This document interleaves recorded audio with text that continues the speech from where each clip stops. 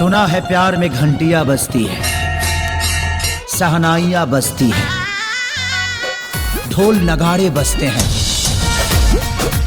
लेकिन मेरा तो बैंड ही बज गया।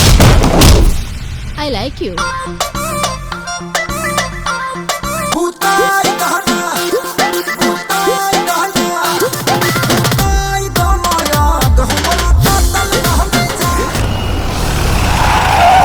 हमार नाम राजा, और राजा के मतलब दौलत कमाइल ना, राजा के सेवा कइल होला। अरे मोहब्बत में आशिक का उम्र नहीं देखा जाता। सुभान अल्लाह, सुभान अल्लाह। पूरा होके दे। दिल में तो हमर अब ठिकाना भइल बा, जब से ओढ़नी फसल बचैन से बेचैन ई दीवाना भइल बा। जौना लड़की की सुगर सुशील समझनी, वो ससुरी सनी लियोनी निकल गई मर्दे।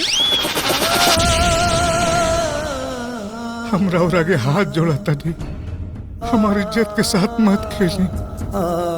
जब सामने नए सपने हो तो पुरानी यादों को भूल जाना चाहिए।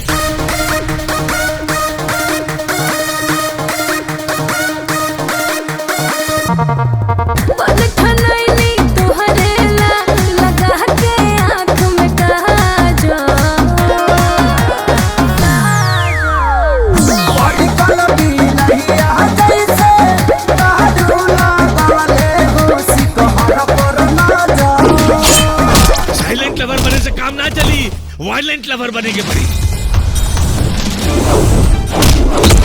हमार समझी बने के ना तोरा औकात बा, और ना ही हमरा घर के बहू बने के तोरा बेटी के हैसियत।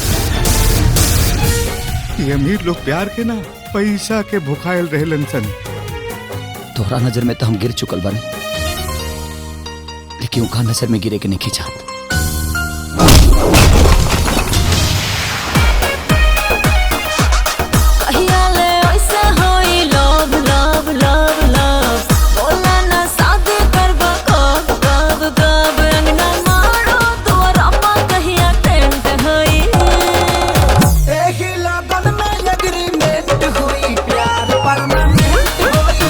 प्रभु, पेट पे लात मारी, पीठ पे लात मारी, लेकिन कि जब रिश्ता के डोर टूट जाला तो ओकरा जोड़ला के बाद ओकरा में गांठ बन जाला। और वो बेटी से प्यार के लिए बनी, खिलवाड़ ना।